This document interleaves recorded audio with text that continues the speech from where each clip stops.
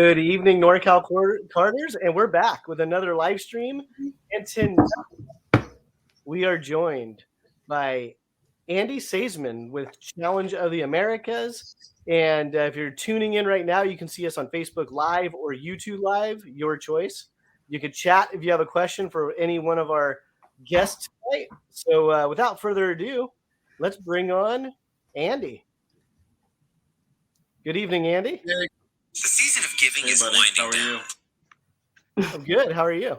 I was trying to log in on Facebook so I could share it that we were going live right now, and then it got really loud and confusing. So yeah, you don't want to try to do either YouTube or Facebook Live. Watch yourself when it's streaming. No, I don't want to watch myself. I was going to try to share it to get more people on. But there we go. So here we have Andy Seesemann, Challenge of the Americas. So we're going to talk about 2021. Some of the highlights from 2021 and then 2022. You kick off the season here in January 26th. Absolutely, buddy. All right. And then also we have Ryan Ruth. Hello. Ryan Ruth from Ruthless Karting out of Phoenix, Arizona. Welcome to the show tonight. Thank you. Thank you for joining us. For sure. So, Andy wanted to bring you along and we're going to talk about Andy tonight. So I think he picked guests based on who's going to talk about Andy the most. Yeah, that's a wrong choice then. Your mic's live, Andy. Yeah, I know. Oh, I know. My mic's always live, buddy. I could talk about you, Andy. So once again, this is Ryan Ruth, the owner of Ruthless Karting out of Phoenix, Arizona. And our final guest tonight is factory driver Ryan Martin. So tonight I might go back and forth between Ruthless and Martin. I might drop their first name just because we have two Ryans on tonight. Ryan Martin, thanks for joining us tonight. You're representing Ron White Racing. Hey guys, thanks for having me. It's a pleasure to be here. I'm looking forward to it. Man, you already got your PR cap on. Yeah, for sure. You got to keep promoting it, you know. That's right. But hey, we're here to talk about Andy tonight. We're here to talk about Andy. I'm just happy you made the jump from satisfactory driver to factory driver. That was a big jump for you. So, dude, I'm stoked. It's been a cool pleasure to have. I didn't know how to spell satisfactory, so I had to call him the factory driver. Perfect. So let's get to it. 2021. So that was your 14th season, correct, of Challenge of the Americas? Yeah, it's crazy to believe, right? When I was writing the email, every year I write a December email to potential sponsors and supporters and team managers. You know, I know Ryan Ruthless got one, Ryan Martin's boss Ron White got one, but you know, I can't believe it's 15 years. So I mean, last year being 14 and this year going into 15, it's unbelievable. It's a big accomplishment, but it's amazing looking back that it's been that long. Does it feel like time has just flown by? It was yesterday. Yeah, I mean it's weird. It's like you hear all the cliches about getting older, right? I'm 51, and you hear the stories of people say, you know, that the days and weeks crawl by, but the months and years fly by. And I never understood that when I was 30, but at 50, 51, I totally understand that, right? So, looking back, I mean, we started this thing in 2008 and, just rolling the dice. I announced it at the Vortex Grand Nationals in 2007 at Centennial. I was scheduled to be my first race ever was going to be at Moran, and literally 3 weeks before our opener, Moran shut down. So I had to scramble, put a race together at Willow Springs. And then the middle race was at Sonoma, and the old timers remember that one as the race that the month through basically blew out Sunday. We had to cancel Sunday, and then the final race was at Xplex, the very last race ever promoted at Xplex, and we had to do the Sonoma final and the two Xplex finals there. It was an unbelievable first season, and yes, in some respects, it feels like it was just yesterday. It's crazy. Nice. So now how would you say, now you're going on your 15th year, looking back to that first year, did you walk into that first event and was like, oh, I'm going to own this shit? Or was there a lot of apprehension? What was your mindset then? And now what is it now going into your 15th season at Tucson? Well, I used to, I started out in I started FTK in the fall of 2. And then in summer of 04, I took over what was called the Gators Karting Cup. It was started by actually the two guys that started e-karting news, Glenn Holland and Brian Stiver. But after a year and a half, they realized that they thought they were going to get rich in karting, and they realized about a year and a half later that wasn't the case. And they decided to sell the series, and I bought it for them. So I ran the Gators Karting Cup, which is a very successful California, Rotex Challenge series. And then Joe Ramos came to me, and like I said, in the middle of 07, and said, "Hey, let's try to mirror the Winter Tour out west." So we just rolled the dice and did it. And I'd put events together for a couple of years, but the challenge was going to be something bigger, more pageantry, bigger prizes, higher quality driver, a higher quality event, and running the first event, I felt like I knew what I was doing, and by the end, I realized I didn't know shit. Now, again, we're fast forward 15 years. How do you feel going into Tucson? Oh, I feel great. I mean, there's always doubts. I mean, maybe it's just me because I'm the guy that always looks in here. I'm the guy that if there's a problem, I'm always going to blame me first and figure out how I'm going to solve it. It's never somebody else's fault. It's never another reason why I failed or why I had a challenge. I always look at myself. And so every year you wonder, right, as promoters or as karting businesses, man, are we going to get those return customers? Or are we going to get enough new guys to cover the people that leave every year? Or are we going to pick up another team? You know what I mean? So there's always that challenge to that doubt in the back of your head. Have we done enough in this off season? Did we do enough last year to build for next year? And, every year it always surprised me. Yeah, we did it. And I think this year is going to be the biggest ever. I mean, 21 was bigger than 20. 20 was bigger than 19. 19 was bigger than 18. I mean, the last several years with Rock, every year got bigger, bigger, bigger. So, I mean, we're adding people, by 10, 20, 30 every year. And I think we're going to do the same this year. But once again, when you're sitting around doing the planning in June and then around Thanksgiving, and then you open the entries in, December 5th, and no entries come in that first week because, of course, nobody enters 8 weeks in advance. People don't enter 8 days in advance anymore. So there's always that doubt in your head. And then, in the end, you're like, okay, I guess I think I know what I'm doing. So then you've mentioned this on other shows we've done together. Give it a moment to speak to the importance of pre-registering from a race promoter standpoint. It's critical. I mean, no matter, obviously I understand it from a consumer standpoint, from the end user. They want to hold on to their dollars as long as they can, right? We just got done with Christmas. I mean, everybody's credit cards are smoking right now. I mean, they're literally like waving them in the wind to keep the smoke coming off. And it's like, whether you're racing on the East Coast and you got, SCUSA Winter Program and Winter Tour, or you got Challenge of the Americas, or you're thinking about USPKS coming up in March. I mean, everybody's got, and all the family stuff you got to deal with, right? Yeah, but from a promoter standpoint, we're in that same boat. We're trying to program how many tires we need, how much fuel do we need, all those consumables that we all supply. And it's like, I can't just call up Florida and say, hey, I need a semi truck full of tires like on January 23rd and deliver them on the 26th because we got a race on the 27th, right? We're months out. And, and to be fair to my competitors, Tom's the same way, even though he's the importer, he's not going to have, 8 ships worth of tires in his warehouse. And Mark Coates isn't going to have containers of tires in his warehouse. And Garrett's the same way. We're all suppliers. We're all worried about supply chain stuff. And for sure right now, the whole world knows where we're at in the supply chain deal.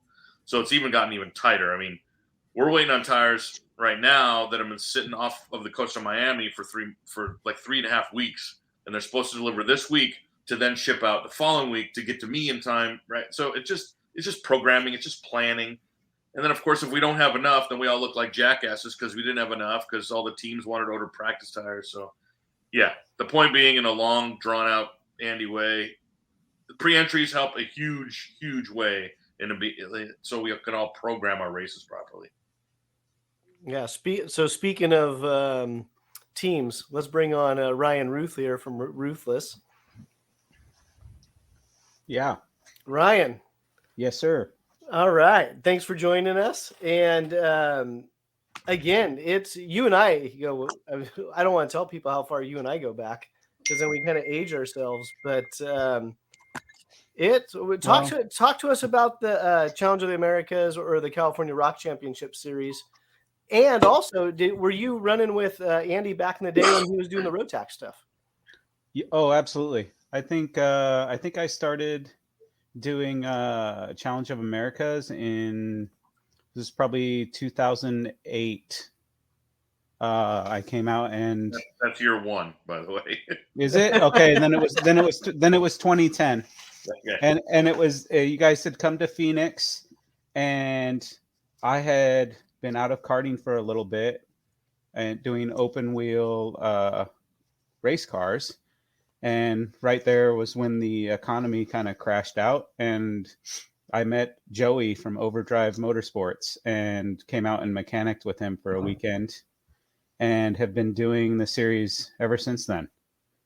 And then when I started my team in probably this is 2011, 2012, and then we've just been supporting ever since. It's great, right? They come to my backyard, which is in Phoenix most of the time. I was a little afraid we weren't going to this year. And then with Fontana having issues, they came back to Phoenix. Either way, I was going to support it, but I'm pumped, right? Like it's a little bit less expensive for that one round. So for me, I get to sleep in my own bed. And then Tucson's only 2 hours from here. So, I'm excited to go racing this year. I have some I kind of started doing more cadets the last 2 years just because you start kids at 8 or 7 years old. They stick around a little bit longer. So I got a big group of cadets coming out and then some seniors and juniors also. So it's exciting. Getting ready to order tires. Andy's like, come on, let's get that order in. For sure. Just get everything sorted out and start doing some testing. And then we race here in Phoenix twice a month. So you just had a race this week. You just had a race yesterday, right? We raced yesterday, and then I do a track practice day with my drivers where we rent the track for a couple hours every Wednesday, and we just do like our track is open at night every day except Monday. So I do a Wednesday where I rent the track from like 4 to 6, and then the track opens up for the regular members after that. So we kind of run into the night, but right now it gets so cold. So I'm usually out of there by 7 o'clock, but yeah, it's good. Just got plenty. I have 6 drivers. I think we're running confirmed. And then I'm sure I'll have 3 or 4 add before the Tucson round. Yeah, so we have Tucson, we have Phoenix, we have Sonoma. So yeah, for you this year, that's going to look really good on your mileage. Yes. Well, and Fontana isn't bad for me either. I can make it there in 4.5 hours. So I go there a lot. This Sonoma's the long one for me. It's 13, but not too bad, right? Like the track is awesome, and the competition is always good from up there. Well, speaking of Sonoma, that's a great segue. Let's bring on Ryan Martin. That's perfect. How you smooth that in. I might be good at this stuff. You might be good at this stuff. Ryan Martin.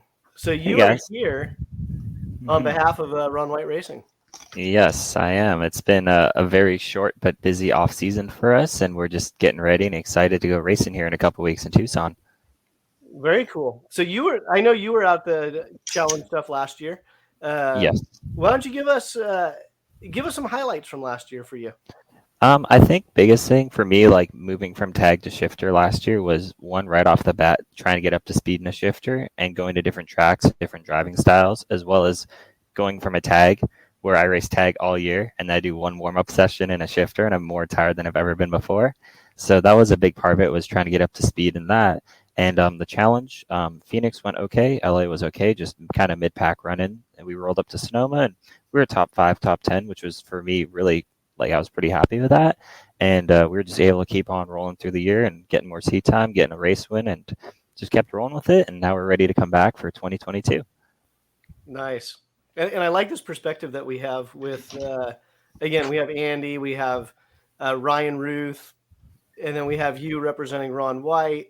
It's neat, the different industry backgrounds, if you will. We have promoter, we have driver, and you're not just a factory driver for Ron White. I mean, you're really his go-to guy in the shop too. Yeah, we spend too much. We joke we spend too many hours there, and we spend more time with each other than anyone else. So you get to know people pretty good. But no, it's pretty good. We're looking forward to it. We got a good lineup of drivers coming to the first round, and then after that, we're gonna have more drivers, and then obviously the last round for us being at Sonoma, our backyard, we're gonna have, I think, even more drivers for that race too. So looking forward to it. I think Ron's gonna get the helmet on and go race some laps this year. Is he running Masters? Nope, not yet. Everyone's like, no. Not yet. He's still not race Masters until he collects Social Security. Yeah. That'd be fair. Even then, I think he'd quit first. I know we have Kevin Woods coming back. I know he won the championship last year in Masters, but I mean, he was running senior all year, and he was running up front mid-pack at the pro shifter races. So I think he's still kind of deciding what he's going to do. I'm not 100% sure yet on what class he's going to run, but I know he'll be back. And then I think we have a couple more Masters guys in the shifter class as well. Yeah, I was giving Kevin Woods a lot of love last year at the live feeds, because knowing he was running the Masters, and I kept saying, oh, he dropped down to run with the pros. And yeah, he was right there in the top, 4, top 5 all the time. I mean, the one race he qualified on pole by, like, was a 10th or 2 over like some really fast guys that race shifter every week. So it was pretty impressive for him to jump down or jump up to the senior class and really show us young guys what they can do. I was just about to say that means he outqualified you. Oh yes, he did. I was looking at the data as much as I could that weekend. So there we have. That's Ryan Martin again representing Ron White Racing. And Andy, what's Sonoma mean to you going up to Sonoma? Sonoma has always, my word about Sonoma is it's the best piece of karting real estate in the country. I mean, regardless of what the track is, I mean, it's it's like that. I call it the infinity kart track. It's like an infinity pool, right? The way it's up on the ledge there. But I mean, it's been a home for me since day one of the challenge. I mean, it was on our very first year. I think out of 15 years, we've been there 12 times. This will be the 12th time, so I don't miss it very much. It's only been some times when schedules didn't work or there was something big at the track and couldn't make work. But they've been great partners. I mean, whether it was way in the past when Adrian and Kip, is that right, Jason? Yeah, that sounds right. Yeah. Used to run, the program up there when it was Rotax, and then when Steve took over several years ago. I mean, they've just been great partners for what we do. We always try to align on our rules. If I make a little bit of an exception, Steve does the same thing, and vice versa. I mean, it's just such a great community up there, and they've been very supportive of what I do. I try to do the same and give them the same amount of support right back. So it's a traditional home. There's only 4 tracks that the challenge can legitimately go to, in the time of year that we race, but also in the type of event we bring it in what I guess people not on this side of the fence understand sometimes is it's not just the track surface, it's the facility, it's the how close is there a hotel, how close are there restaurants, how close is there an airport. I mean, there's a lot of things that go into it, and regardless of the grid and the scales and the announcer booth and all the other stuff. So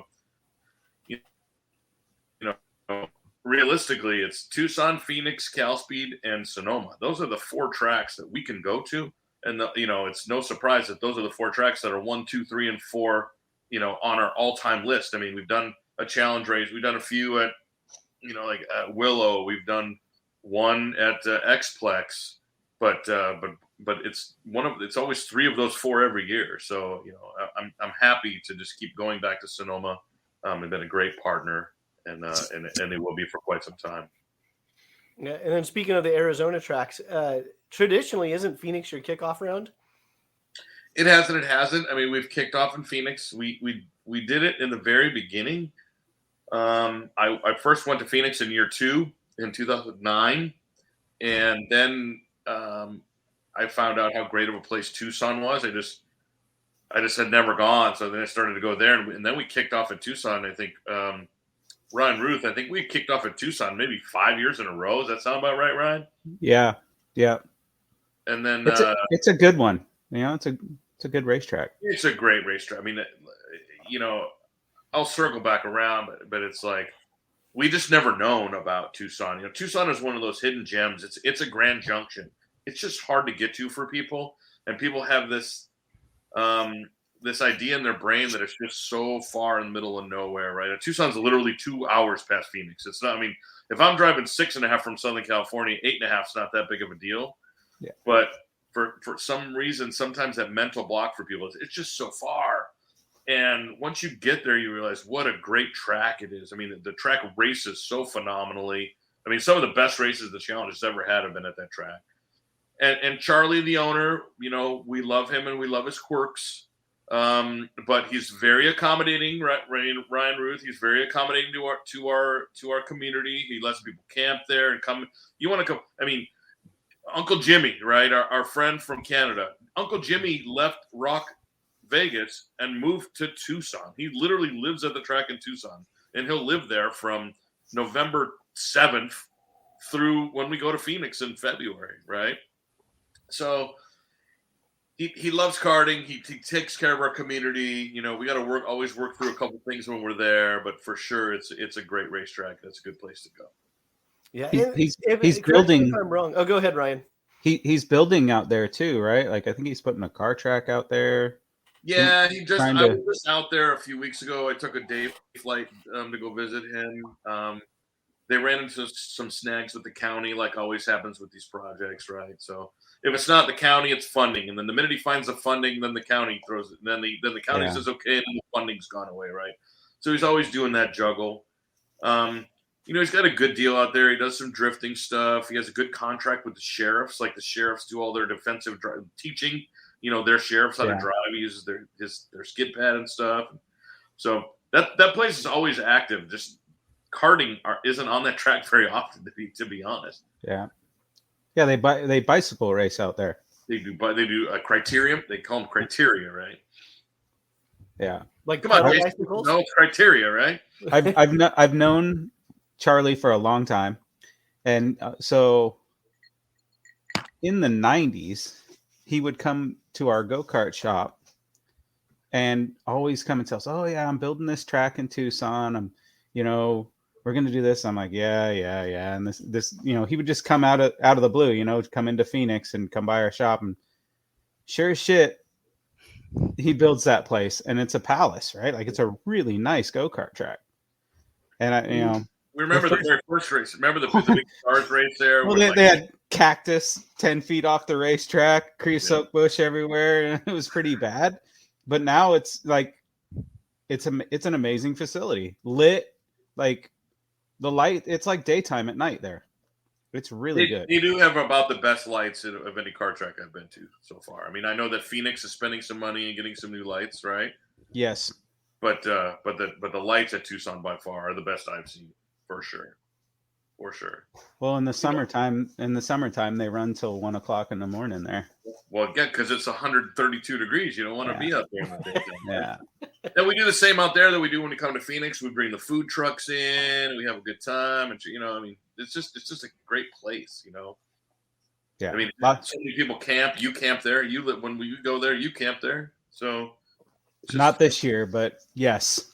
Well, you got rid of the motorhome. Yes, but the airport hotel is nice and not far, 10 minutes. So it's a good place. By the way, that's a great segue, Jason, to one of the talking points. I think our room block closes today or tomorrow. The 3rd. And because of the gem show, there is a very big shortage of rooms at a reasonable price. So if you need a room, you better get it now, or you're going to be paying $200 a night. Did you say gem show? Tucson has a world famous gem show. Yes. Now, is that the one? It always seems when you go to Tucson, there's always another big event going on. So hotels have always been one of those touch and go things for Tucson. Gem show is always the first 2 weeks of February there, but when are we going to go? We're going to go either the end of January or the end of February. So the gem show is right in the middle of those two events. It's just like when we go to Phoenix, it's right when spring training opens this year. So once again, if you're going to go to Phoenix, you better book your room now because those rooms don't last either. Yep. And the blocks are limited. We didn't get a lot of players, and because they know they can charge, what they want. So take advantage of those blocks because once they're gone, they're gone. Don't call me and say, can you squeeze me another room, because they're just not out there. Why not? Yeah, they just don't exist because I'm not in the hotel business. You're not in the hotel business. So we already have some questions coming in.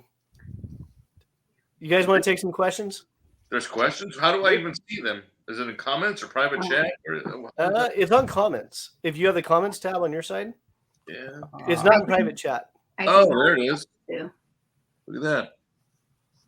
Okay, so the first one we have is this one. Oh, this is more for the Ryans. This is for Ryan. Yeah, exactly. Ryan and Ryan. I was thinking of running different tire pressures and tires that get more wear. I usually get more wear on right front on counterclockwise tracks, for example. Now I'm going to have to draw on the air because I'm visual. All the turns left cause more wear on the right. Should I put more or less tire pressure or the same on the right front? All right, Ryan Martin, we want the tire pressures for Kevin Woods. One sec, I'm drawing this out in my head. I'm trying to draw this out. I don't know what I'm confused. So here's the first thing you say, Ryan. If it's a counterclockwise track and you're getting more wear on your right front, that means you're driving into the corner too hard. It's not the tire's fault. That's coming from the guy that sells the tire. There you go.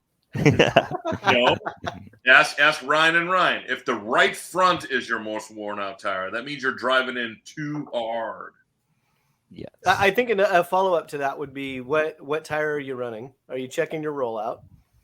There's a lot of variables. You want to hit this one, Ryan Ruth? Maybe run less pressure in that right front. I mean, what track are you running on? Right. Yeah, that's a good question. What track?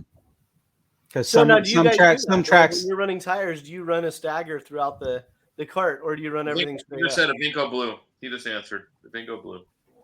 Man, look at that. Well, there's your problem. Evenco Blue. We'll let Andy answer that one. Change to a Levanto. All right. I just lost the Evenco sponsorship. Evenco at Davis. Oh, so he's a local Norcal guy. Oh, I know nothing about that track. What direction did he say he was going on the track? Counterclockwise. So that's the normal direction at Blue Max. I've never been to Blue Max.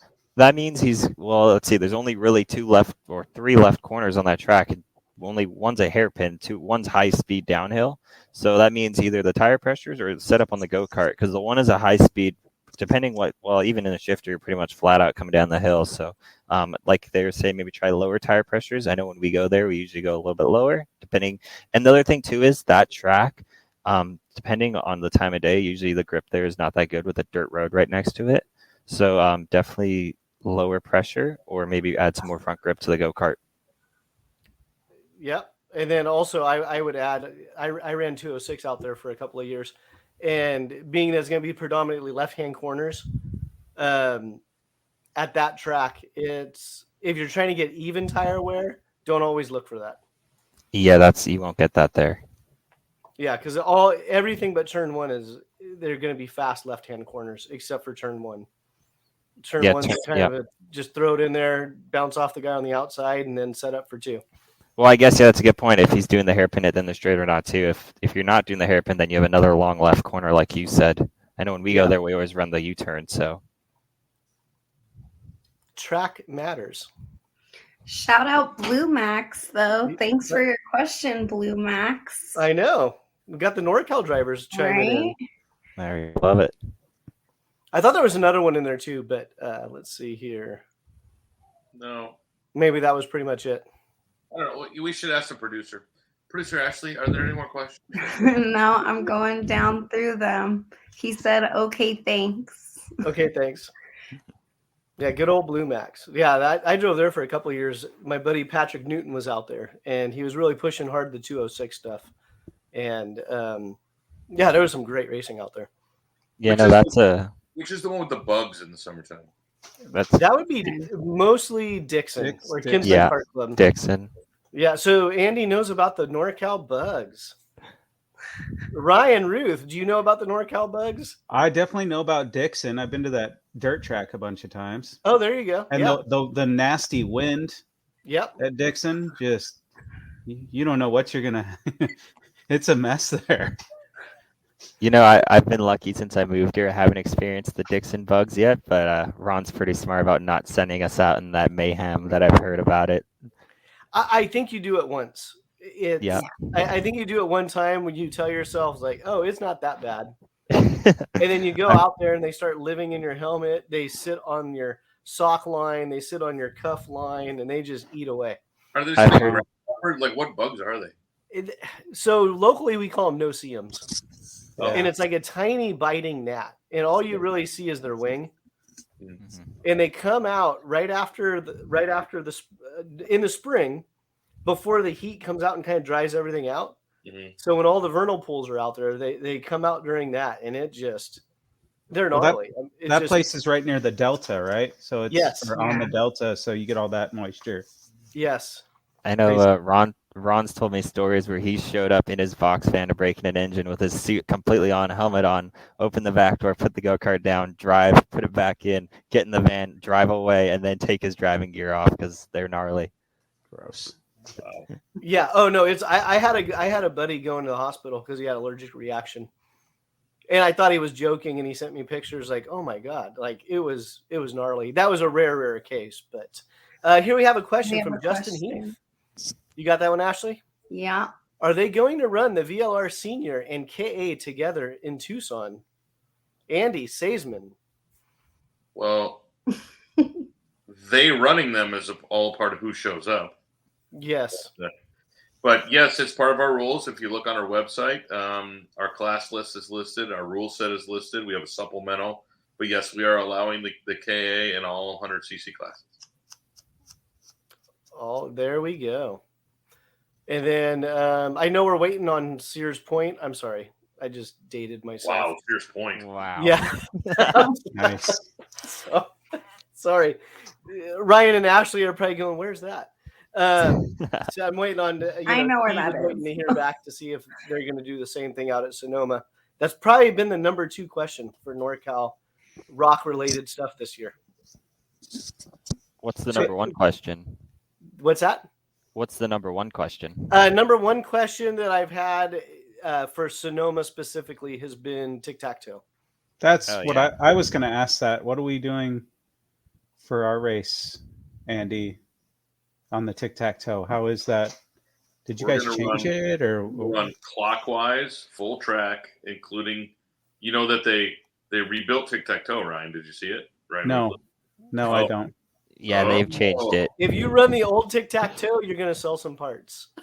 Yeah. Well, I don't know if it was selling frames before.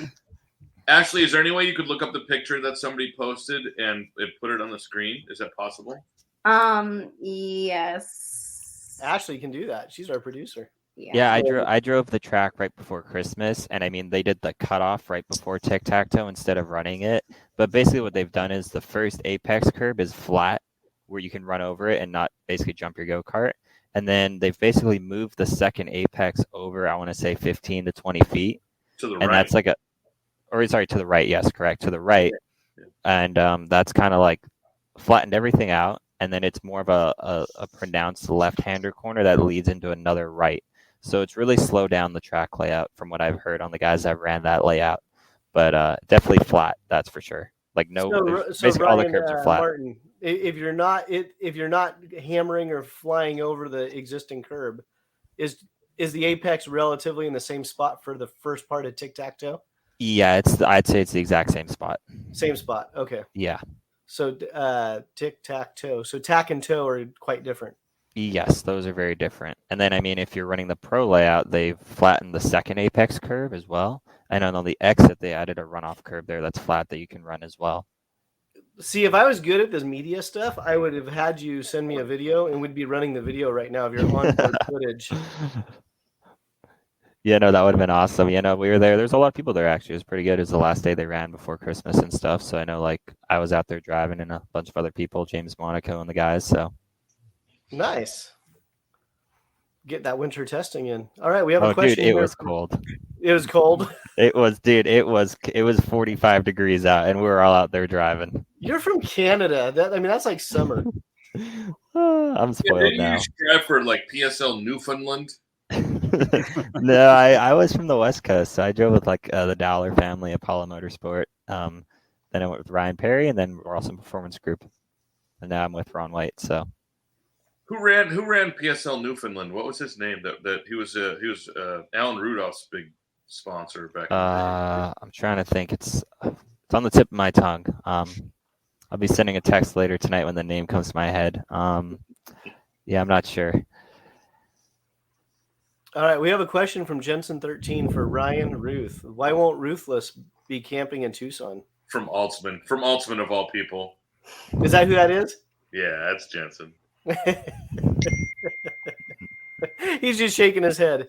All right. Tell him to drive the motor. Tell him to drive Dad's motorhome. Yeah, he can. No problem.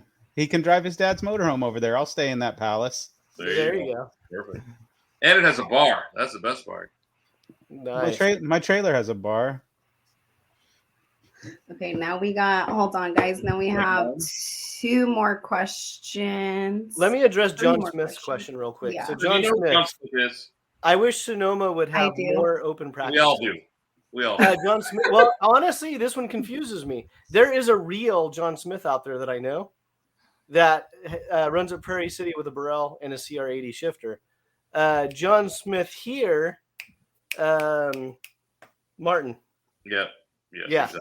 Mr. Martin. Are you thinking of I Jeff wish Smith? Sonoma would have more open practices. So Oh. Martin and I have talked about this, and he Yes. understands. He's talked to the track directly. Not to he's addressed it with Steve Cameron, but it's the big track. It's the Sonoma Raceway track, and it's I'll just be blunt. It's the finances. Yeah. Do you want to make $100 a day on go-kart practice, or do you want to book a $15,000 concession cart day for a Coca-Cola? I mean, it really is that. It's just like that. So with that being said, let's go to Gear Nuts. No, hold on. No, let me continue with that a little bit. Okay. Karters, I hate to say it, in many ways are our own worst enemies, right? Because we get these facilities, right? I mean, Sonoma, Cal Speed, Phoenix, Tucson, all these places, and they can make, as you just stated, far more money renting it out to a corporate deal, Joe Blow thing. Those of us that come and pay our $50 to practice and our $15 wristband are the complainers, are we park where we want, we pull in, we give the manager shit, we're not appreciative, and then we get mad when the facilities go away. And I don't know how to get rid of that. I don't think it's a karting thing, it's a human thing. But understand that if we don't start appreciating these tracks more, if we don't start supporting them more as best we can, they're going to be gone. They're just going to be gone. Yeah. Or they're just going to be private concession tracks. They'll just be concession tracks. I mean, look, there's a reason why Cal Speed has like one open practice day on a weekend a month. They're open every Wednesday and Friday, but there's like one Sunday a month. Otherwise, I didn't realize it was that restricted down there. It's LAKC Saturday and Sunday that weekend. Yep. There is Tri-C Saturday, and then they have Sprint Series, Super Series, and Ironman the other days, right? So there's always something going on, and legitimately there's one open practice day, sometimes 2 a month there on the weekend. On the weekend, yeah. Right? Because they make more money. I mean, they sell out their Super Series, which is where they take their 35 go-karts and run them, a bunch of heat races and stuff. 120 guys a month on one day that spend $150. They're going to jump in and out of concession carts. So Would they rather do that, or would they rather put up with a guy that complained that he only got 7 practice sessions or 8 on a Saturday? Yeah, that's good input from a different perspective, from the promoting side. Let's see here. We're going to go to Gear Nuts. Yeah. Oh, sorry, Ashley. All right, I'll stop touching my mouse. Okay. Hey now. Hey now. Gear Nuts. Hey guys, my son got into karting at 8 years old. We run at Dixon, Stockton, and Prairie City. Guys like Jason keep our running costs bearable. How do each of you end up in karting? I don't want to ask Andy this question because it's going to turn into a 4-hour podcast, and we already have 4 episodes of Andy. Hey, Andy, in 30 seconds, how did you get into karting? My stepdad asked me to get into it from the time I was 8. I put him off till I was 12. I started racing at 12. I raced from 12 to 15. I left that house, came out to California, lived with my dad. My dad had zero interest in motorsports or anything mechanical, but I always loved karting.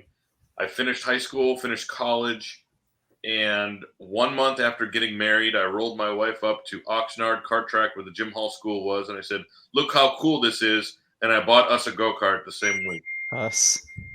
And 25 years later, I'm still here. Perfect. So I didn't mean to be rude to Andy about the podcast, but him and I have had a number of podcasts that each one gets longer and longer. Yeah, and they're actually great podcasts. And listening to them and how knowledgeable in the history Andy has with karting is quite fun to get into. So when this is over, I'll post the links to those episodes as well. Ryan Ruth. I don't think Ryan Ruth's history is very much different than mine, man. He's just a tick younger. He's just a tick younger. All right. I'm not going to say keep yours to 30 seconds, but how did you get into karting? Well, I started racing quarter midgets at like 4 years old, actually in Northern California, in Rio Linda.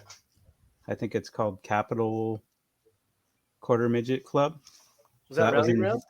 Yep, that was in Rowdy Round. That was in 1980, and then got into go karting like at 13 years old.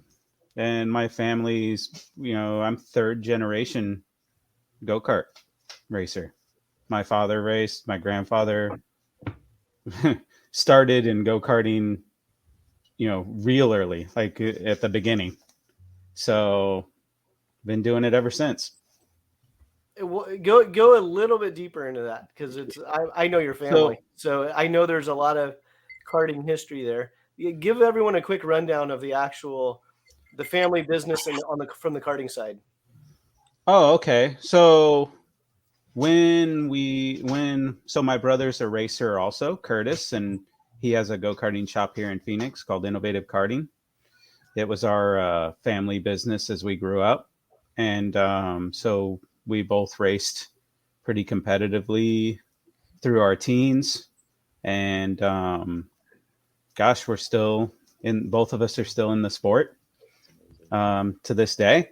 We started here at PKRA in Phoenix, and gosh, I think we've raced at just about every track across the United States.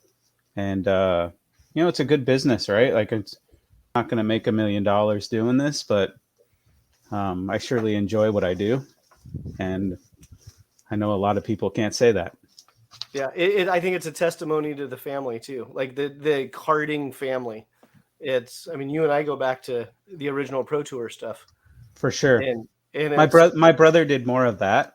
Like when Pro Tour started, I was starting to race dirt midgets, USAC midgets, and more of that. And then my brother did a lot more of the Pro Tour and Constructors Cup actually before the Pro Tour. Yeah, there's some cool pictures of your brother, like back in the days at the old Charlotte, the North American Karting Championship, Charlotte. My dad took my brother to the CIK World Championships they had at Charlotte. He had never driven a shifter cart, and entered him in that race in a shifter cart. That would have been what, Formula C? Yes, it was in Formula C. So like 50 horsepower. Yeah. Never drove a shifter cart before. Here you go.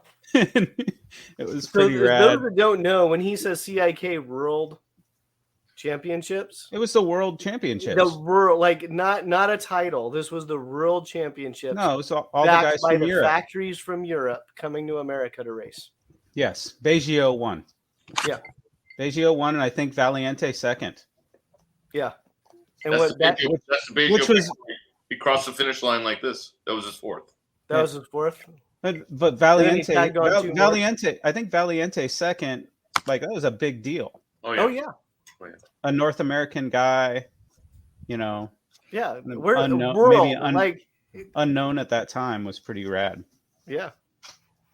Yeah, but Ryan's selling himself short a little bit. Ryan's the only guy who literally leaves the go-kart track and then goes to a sprint car show and works over there, and then goes to the freaking dirt track and works on micro sprints, and then all of a sudden he's back at the go-kart track Sunday morning. I mean, this guy's a racer, true and true, and asphalt or dirt. I think he's pretty knowledgeable, and he gets it done no matter where he goes. He sells himself short sometimes. So Ryan's our racing hustler.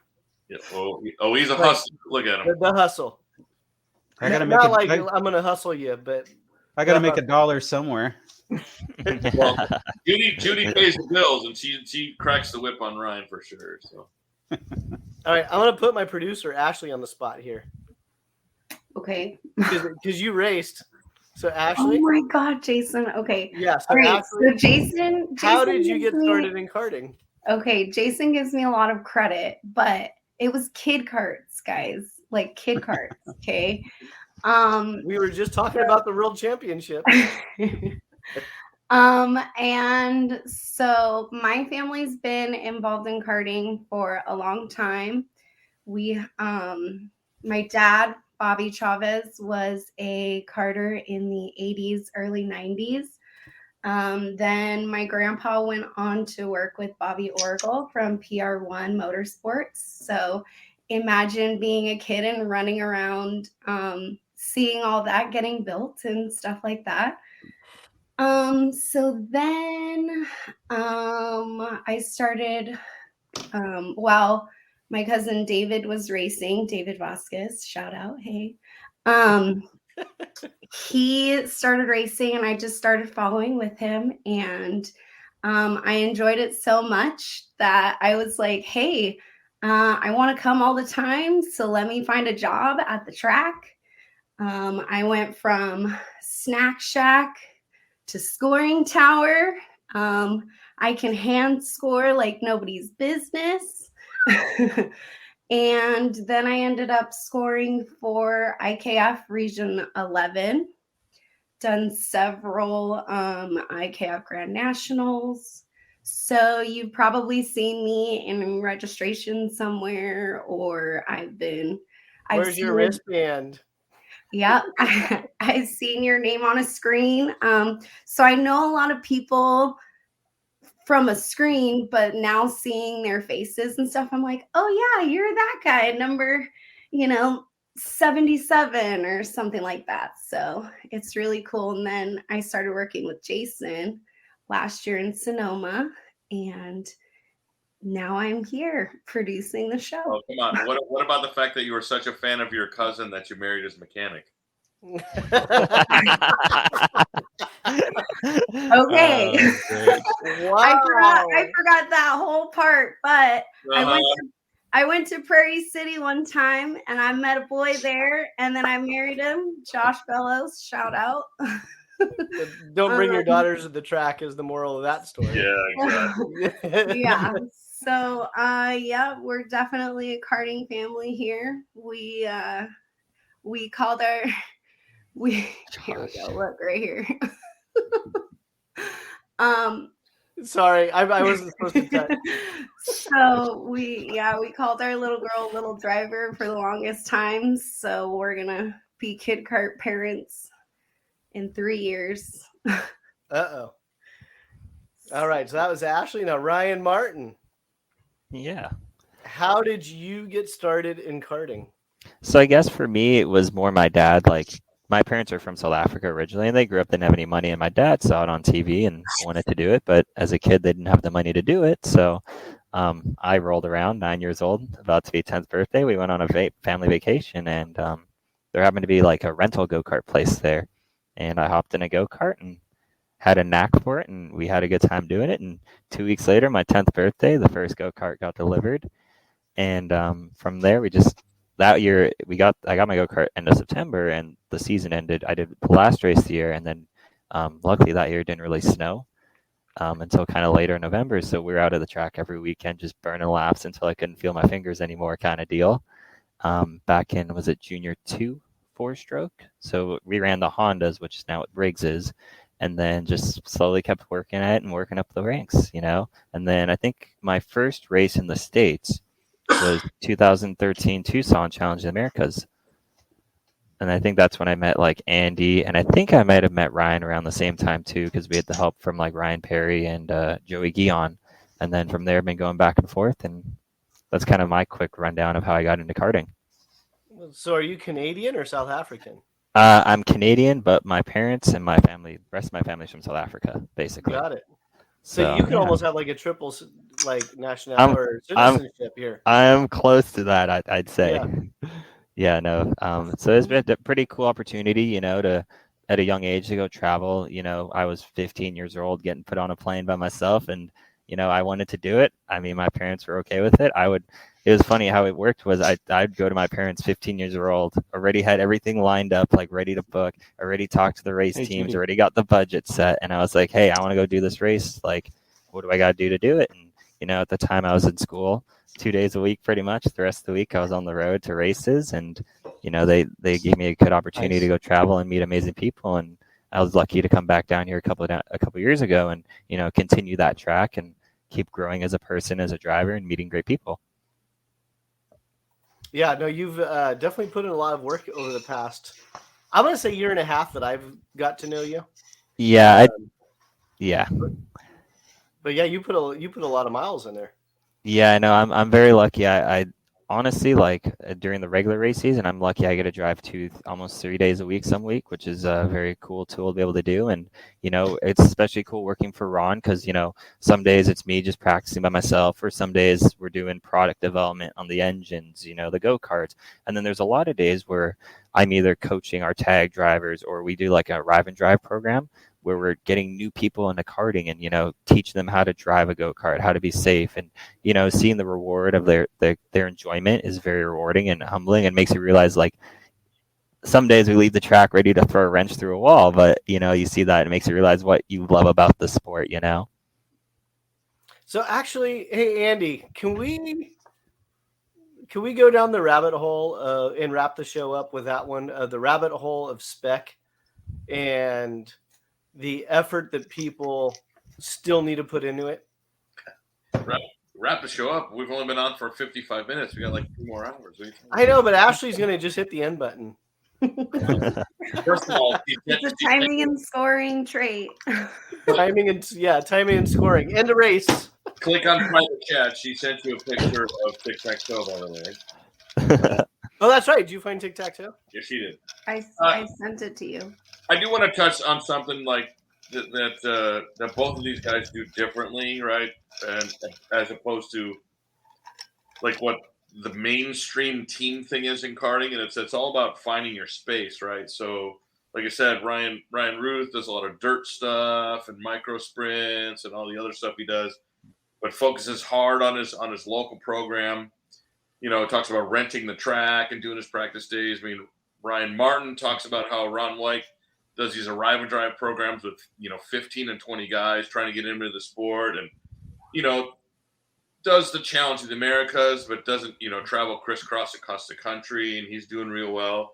And then you have other guys that that find their success and have to travel 2,000 miles to a race when there's races 20 minutes or 3 hours away from home. It's just interesting in all those dynamics and how people find success in different spots, right?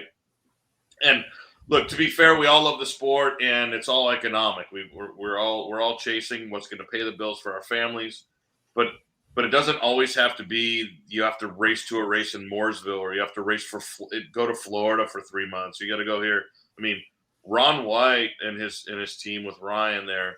I mean, aside from coming to the challenge in Tucson and Phoenix, literally doesn't leave a 2-hour radius from his house for months at a time. It's nice.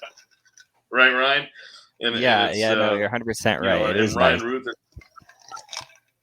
right? I mean, it's great, right? And then you see other guys that just, you know, it's miles and miles and miles on their trucks and trailers always being at the next thing, and then wonder why their local program, why they can't get local customers. And it's like, man, you gotta strike that balance somewhere, because otherwise, like, that pipeline dries up. You can't take a brand new guy and go, great, we're gonna go national racing in Utah, and you just got in a go kart last Thursday. Like, you gotta cultivate that stuff, you know.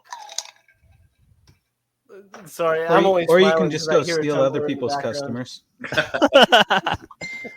Well, I know that's what I was saying to Ron. I'm like, our focus for this year is to keep growing our national program, whether it's through the Rock or other type of series, to keep growing that. Because for us, we go to these winter races and we have like 5 or 7 really fast, amazing guys.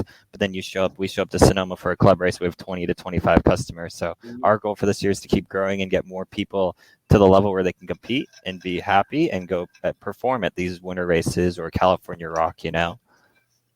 But I'm gonna talk about the challenge in the CRC for sure. That, like, the challenge at the front end of the field is competitive as any race on this continent. I mean, you know, the top 5 are the top 5, whether you're racing Pro Tour, Winter Tour, Challenge. I mean, the top 5 guys are the top 5 guys, right?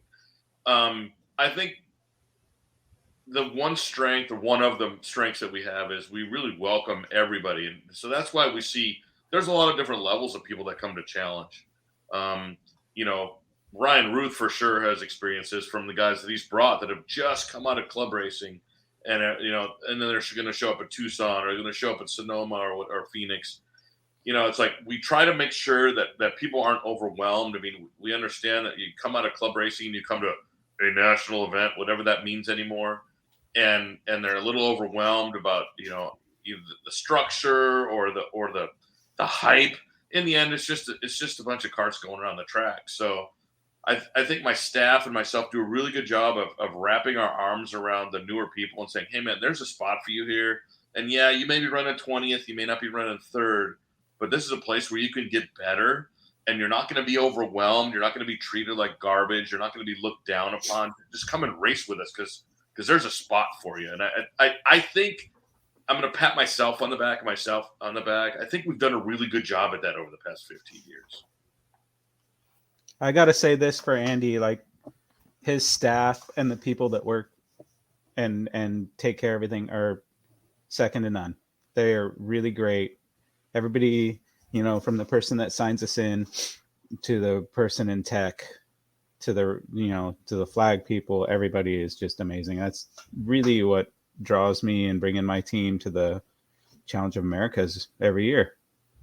Is everything fits. I can bring new people that have never seen an event like that, and then you can bring the most talented karter there and still be challenged, and great prizes. And then so great prizes, great track, great staff. It's a win-win. Thanks, Ryan. You know, I really think Ryan hit the nail on the head with that one. For me, a returning customer year after year, I think since I started the series in 2013, I think I've only missed a few years, but it's great to come back to the series because, like you said, the staff's awesome, the prizes, the awards, it's just a great event. You know, it's kind of it's a national event, they call it, but it's a very laid back event, which is very inviting for people. And to touch back on what Andy said, I always try to stress this to newer people or people that are trying to make that step to national events. Go do that race in Tucson, Phoenix, or Sonoma, wherever it is, because you're going to go do that race, and it doesn't matter where you finish or how you do, but as soon as you go back to your home track, you're going to do way better, you know, and you take things you learned there and you take it back to your home track, which I think is pretty cool. Yeah, I remember last year Andy and I were doing a podcast. I called him a regional series, and that was the reaction. That was the reaction, and it actually, I had to think about it, because in my head, I'm thinking geography. You have the West Coast, you know, Andy goes from, you know, Tucson, Phoenix up to Sonoma. That's a West Coast thing. In my head is regional. And he goes, dude, we have people from all over the country that come here. We have people out of Canada. And it's like, well, I guess technically it's international. If Ryan Martin is racing, it's international. 1 year our DD2 champion, although he's, you know, by Lewis Hamilton fans, he's probably not well loved, but Nicholas Latifi was our DD2 champ one year. So I mean, there's been plenty of very, very, very good try. I mean, Yeah. a who's who of American drivers: Alan Rudolph, Ron White. I mean, Alan Shuto. I mean, Louis Pagano. The Choker family. I mean, the guys that are Parker Thompson, Christian Brooks. I mean, just the guys that the whole Rollison crew. I mean, the guys that we've had run with us, and gals. Sorry, actually, they're second to none. Like I said, the top 5 is the top 5. I mean, like the top 5 can compete anywhere. I mean, Yeah. I remember one of the last years in Rotex was like 14 or 15, and in our 30 kart senior Rotex field, like 12 of them had been to the World Finals. It was ridiculous. Yeah, Right. but I think it's a testament to the environment that you create in the pits, where you go to like you did earlier, the national events. You go there and it's like they're stuffy, it's irritable. It's like as soon as you get through the gate, it's uptight, and then you kind of roll into one of your events and it's like, you got Eric doing his customer support, right? And it's like you're kind of roaming around doing your thing, and it's not in a bad way calling it a regional type thing, because it's almost flattery where it's like, wait, you bring the best talent around and you make them comfortable. And so I kind of labeled it regional for that reason. It's like when you go up the hierarchy, right? You have club racing. Club racing, you show up, you have fun with your friends, you do a little barbecue, you hang out with everybody. What tire pressures are you running? Oh, I'm running 16 pounds, blah, blah, blah, right? And don't use that pressure, by the way. Like, you throw it around at club racing. What's that? You on YBNs? YBNs, yeah. YDS. It's 26 pounds. Yeah, 1999. That YD, yeah. But it's like, that's club racing. It's like everyone's having a good time. They're trying to help everybody. You get to regional and people start hiding their air gauges. You get to nationals, don't walk in a tent. Then you show up to your stuff and it's like, the teams are still very, very serious. They still have an objective. But afterwards, it's like, it's a big community. Yeah, I think, and hold on, Tony Siragusa, no, I'm not in bed. I'm on a futon in the back sunroom behind the house, so I'm not in bed. I think in some respects that the promoter or the organizer creates the atmosphere in a way, right? I mean, I don't like drama. I'm not a drama guy, right? Some people like drama. Some people thrive on drama, and I don't know if the hype or the drama makes their blood churn better. It just doesn't for me. So I think there's enough drama on the racetrack that I don't need to create drama in the paddock. So in the paddock, I want to be chill, right? I want everybody to have a good time. I want there to be music playing. I want people to be grilling hot dogs. I want if you got a beer in your cooler, as long as it's after you're done racing, you're welcome to have a beer. You know what I mean? That's just the way I am. I just don't want drama on that side of the fence. There's plenty on the other side of the fence. So some people get to these events, and the minute they get there, the guy that's parking them starts yelling at them that they took 2 feet too much, or they got your time to pick up your tires is from 11 to 11:06, and if you get there at 11:07, you're fined or you lose your qualifying lap. It's just too much. We spend so much money, our customers spend so much money and so much time doing this. They don't need me or my staff yelling at them. They just don't, right? Now we're going to slap you on the wrist if you screw up on the track. We're going to penalize you if you break the rules. But I don't need unnecessary drama that's created by me or the people that work for me. It's just not worth it. So that's the bottom line. I mean, I built the series how I want it to be. I was a okay racer for a long time. And, I built the series how I would appreciate it if I was a racer. And I think that the formula works pretty well. I mean, that's my own ego yapping there. But seriously, it's just that's the way I want it to be. And if you don't like it, I'm sorry. That's the way I want it to be.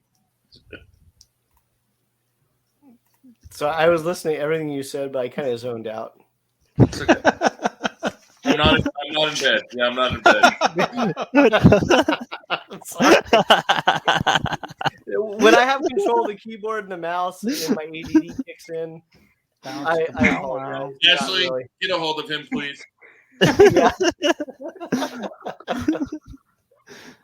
So earlier we were asking about tic-tac-toe. Yeah. So let's see. Yeah, where's that picture? Tic-tac-toe? Go, Jason. Ashley. Go, Yeah, here we go, Jason. Jason. It's Jason. Here we go, Jason. Go. Here we go, Jason. There you go, Ryan. Yep. Oh, There wow. we go. It looks like So you're going to be, if you're doing the normal layout clockwise, you're coming down this direction. Oh, you can't see my mouse, can you? mm-mm. Oh, No. that's probably a good thing. Otherwise, people would have seizures if they followed my mouse around. Guess you'd So say coming you're down the coming hill, towards the upper camera. left-hand corner. That's the new tic-tac-toe. I personally, when they did the barrier test, Mhm. I know some people are like, it's like the barrier. It's like, well, granted, it's just a test. But looking at it, it's like, I liked it. Because I don't know how many carts get just destroyed every year from the previous tic-tac-toe. Because if you hit it properly, and Ryan can attest to this, if you hit it properly, it's not bad. Yes. You hit it wrong, and it's like, Jesus Christ, who put a curb in the track? Well, I remember especially in the tag stuff too, because you hit it wrong, your chain's coming off. You know, it's happened to me. It's happened to many people.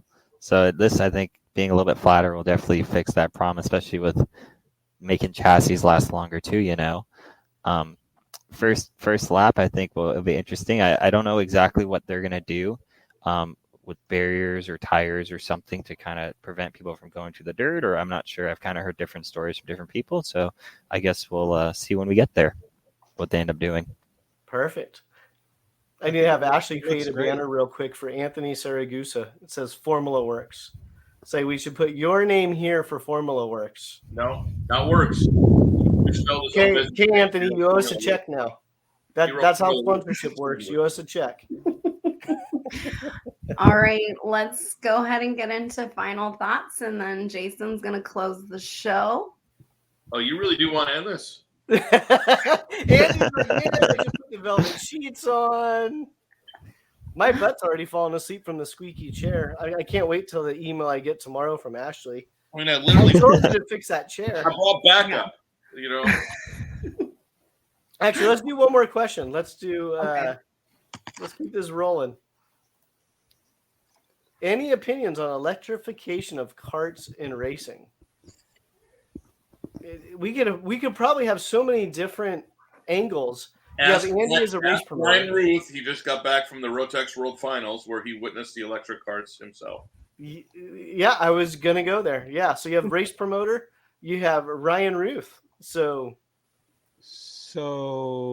watching the electric carts, crazy fast, and I didn't see any problems with them. But as far as the Rotax ones, look like they were pretty much still a ways away from being ready to release to the public. They're real heavy, and Yes. they have a lot of cooling parts. I'm assuming to keep the motors or the batteries cool. But as far as speed and how they looked on the racetrack, pretty badass. But I mean, I don't live in California. We still ride motorcycles out here in the desert, 2 strokes. Oh, I forgot So- to ask you to wear your face masks. I'm sorry. Good luck on that. So I'm not big on it. I did watch the electric carts there at Sonoma that they had there for a couple. Oh, the I don't know. rattlesnake guys. I don't know if they're Yeah, still doing rattlesnake, that. Richard but Hillman. that was pretty cool, and I liked how they had it set up to where the guys had to go kind of slow to save their battery for the end, and then all of a sudden the guys that were leading at the end would just get blown by because their batteries were dying. That was pretty wild. But these cars at the World Finals were, unbelievably fast the whole time. Obviously, they had to have 4-wheel disc brakes because they weigh so much.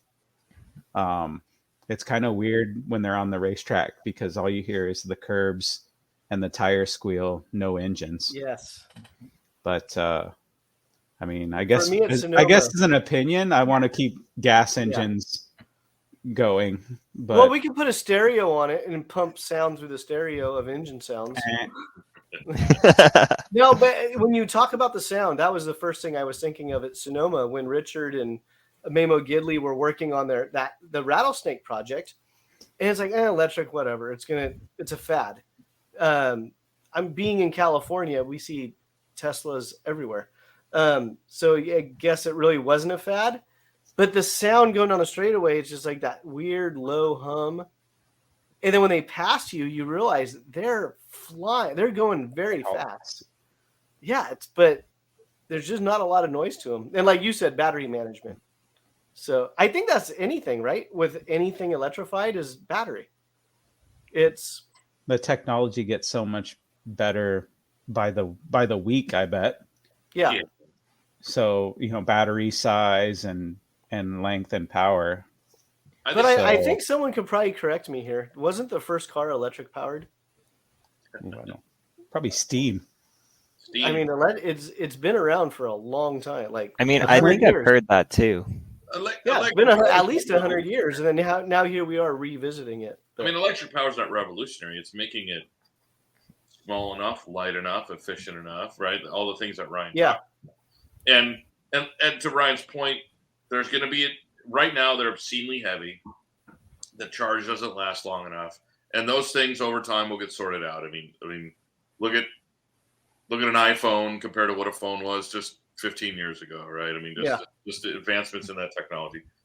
But what happens is as that stuff happens, they're not going to be able to make it as light as a current cart, which means they're going to have to change it. In my opinion, if they're going to make a cart work properly, they're going to have to change what a go-kart is, because there's not enough geometry in the front end to make it turn properly. There's not enough flex in the frame to make it work properly. So I think they're going to, if they go to a heavy battery operated cart, they may have to add some level of suspension to it. Then it ceases to become a cart. Does that make sense? Yeah, but why don't they just make a seat battery? Problem solved. A what? A seat battery. Seat battery? A seat out of batteries. Oh. Great idea. Just be getting the good California stuff. Andy doesn't even know where to go with that. He's like, I got nothing. All right. So we're getting in. If we don't have any more questions coming in. What did you ask me about spec racing before? Oh, I was getting into spec racing. So Ryan made the comment about, doing a lot of testing on the track.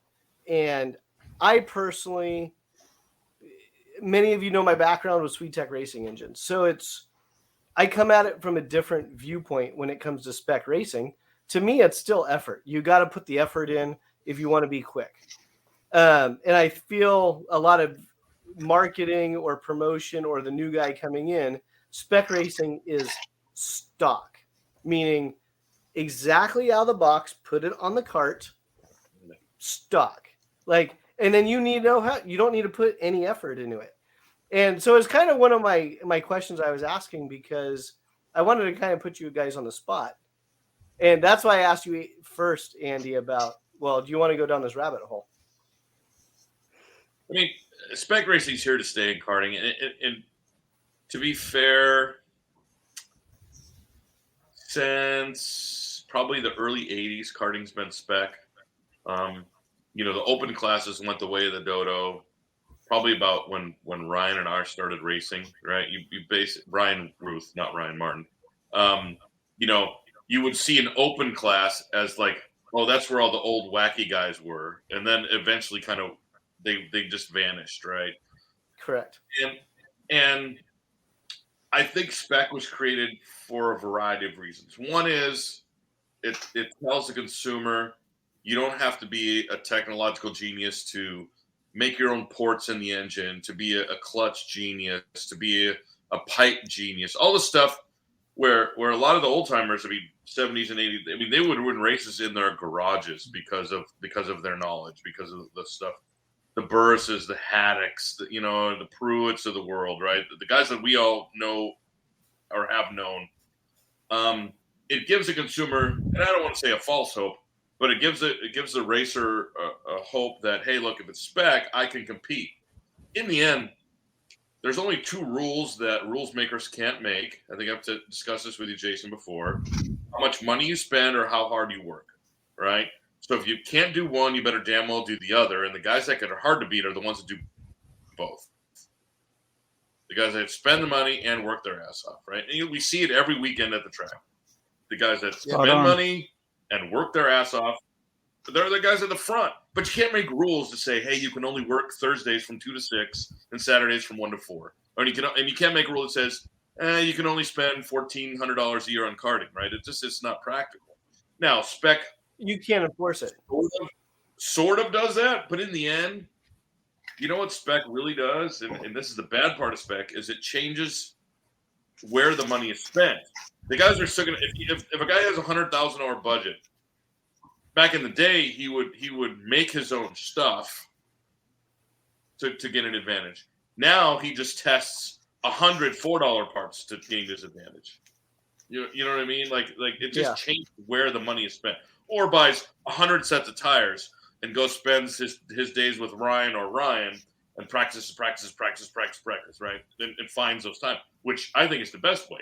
But we all know if you told a guy he could spend $3,000 on 20 sets of tires to go to the track for 10 weekends and get better, or you can say, hey, for $3,000 you could bolt on this missile.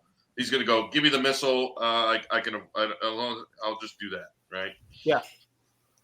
So it's a different.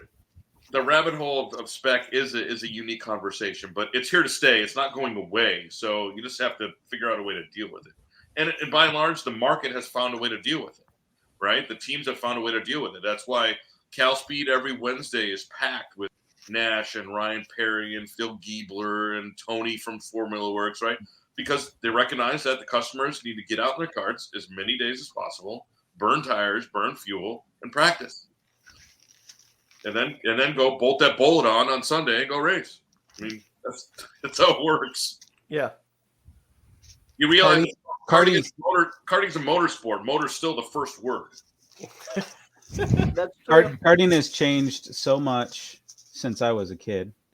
When I was a kid and started, the other drivers around you, I would say most of them, their dad was a mechanic or was some kind of gearhead that would, whether it be a car mechanic or I don't know, he worked on air conditioning or some kind of gearhead.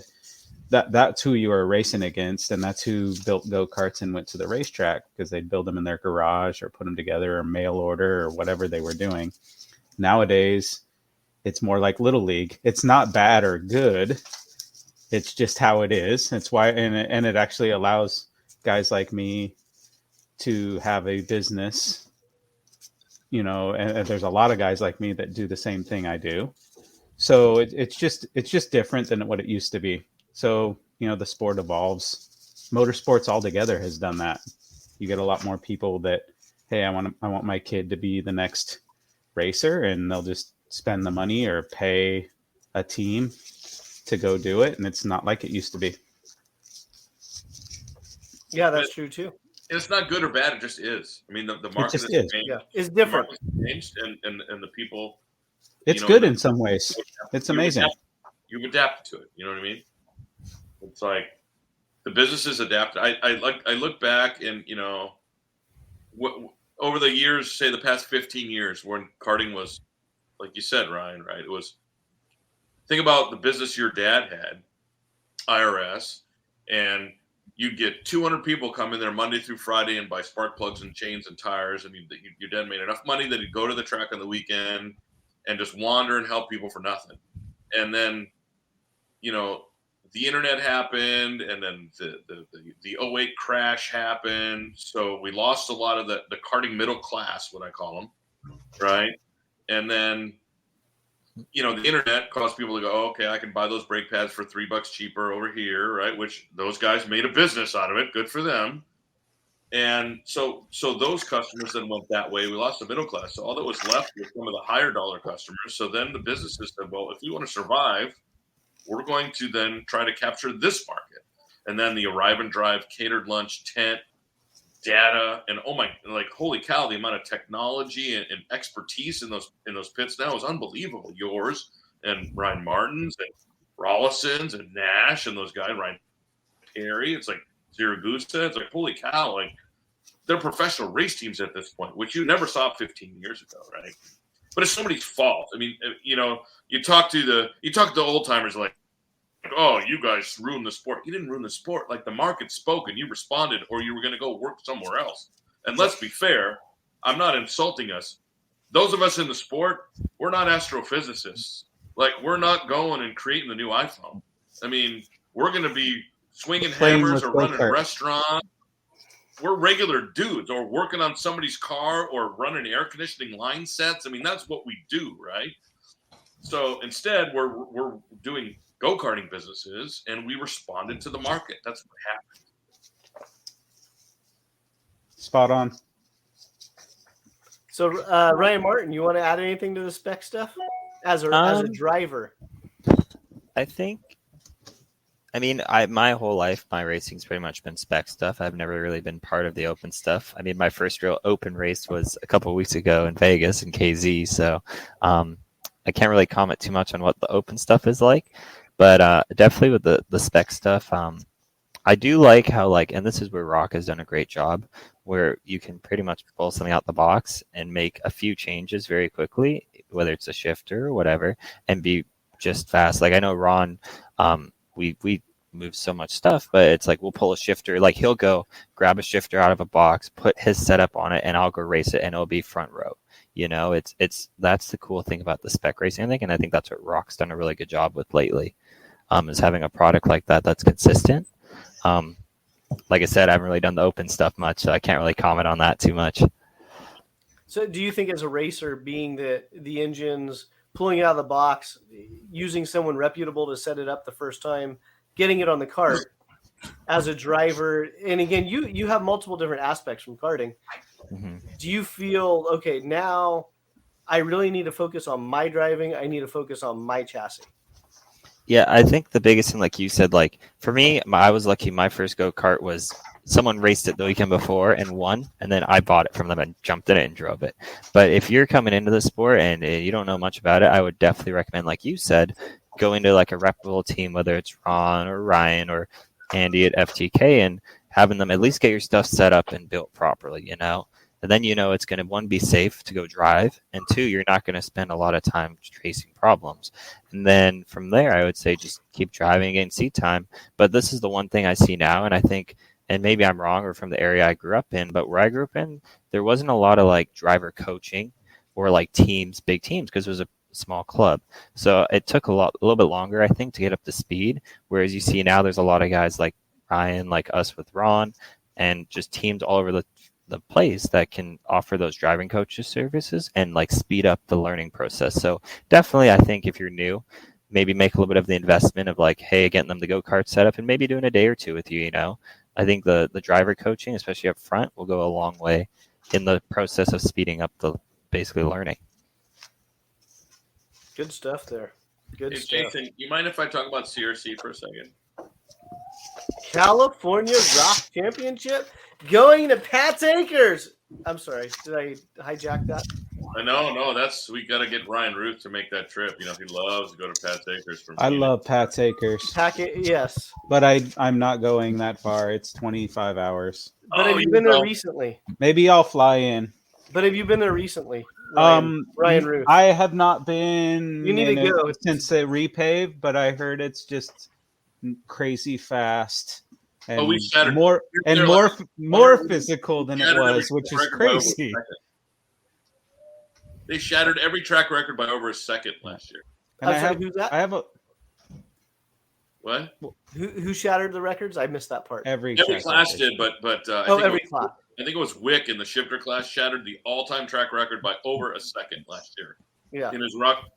Right, and there was spec rock shifter. Pro Tour races, they're open shifter, open tires, yada yada. I mean, for years ago, right? So, but on our spec rock shifter with Levanto tires and the new pavement, it was ridiculous how fast that place was. So, Andy or Ruthless? This is for one of you. Is open like Top Fuel version of karting? Knob question. Noob. Noob. Knob. Noob. Med knob. Oh, You know, like the fact that they blow up more than Yeah. Yes. Yes. Ticking time bomb.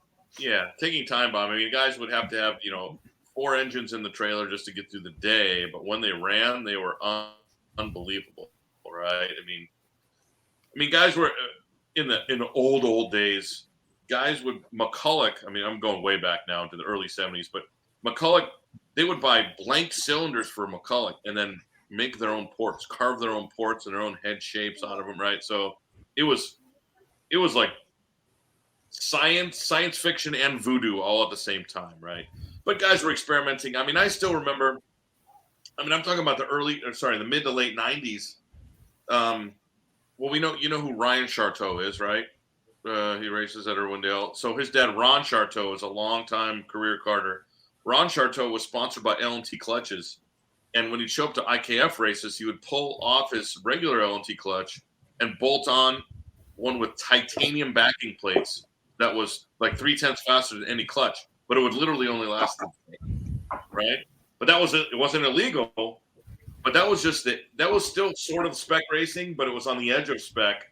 And now you take that and you go to pipes and carburetors and engines and everything else. It just multiplies. It makes it exponential, right? The amount of Funny thing about that.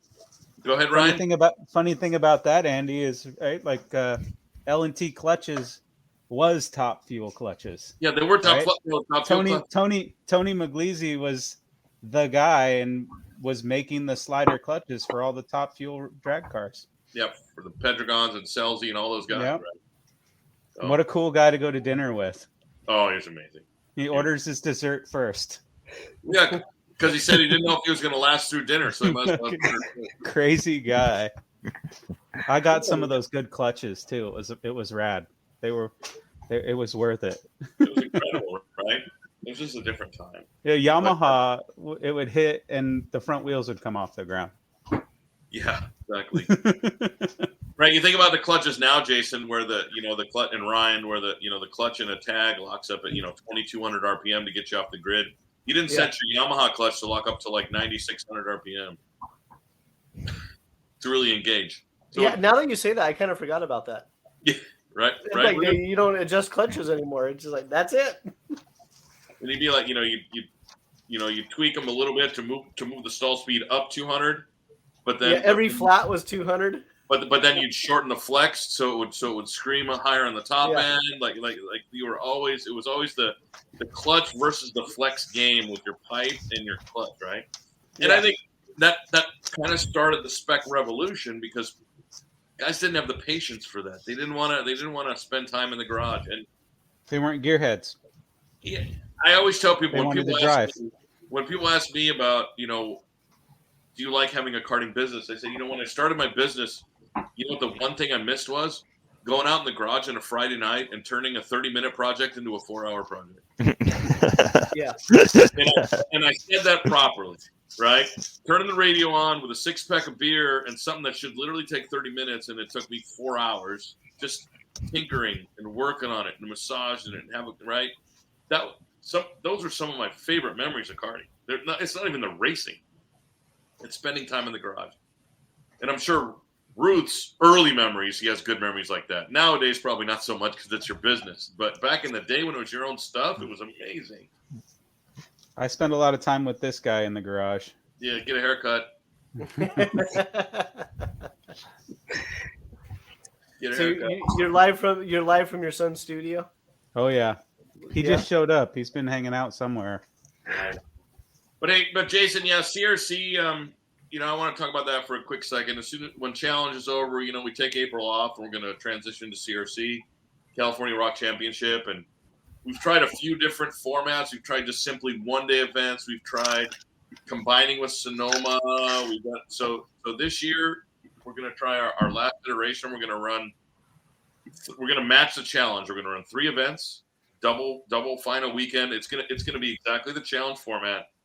We're gonna do 3 tracks. We're gonna Cal Speed, Pat's Acres, and Sonoma, right? So 2 of our traditional tracks and 1 more we added last year, which is an unbelievable, facility in the Pacific Northwest. I think it's going to be our biggest year ever. I'm convinced. 2 of the months there's no national racing, no conflicts at all. Like in May and August, there's no Pro Tour, no USPKS, there's no nothing, right? So that's a great conflict-free. I think in June we have a little conflict in Southern California, but I don't worry about that stuff anymore. But otherwise, it doesn't conflict with Rock Sonoma. It doesn't conflict with the Pro Tour. It doesn't conflict with USPKS. It doesn't conflict with Tri-C. It doesn't conflict with LAKC. It conflicts with nothing. And we're working on, it's no secret to people that the 125 tag stuff is waning on the West Coast. I mean, you look at the club stuff, and junior and senior 125 tag is struggling right now.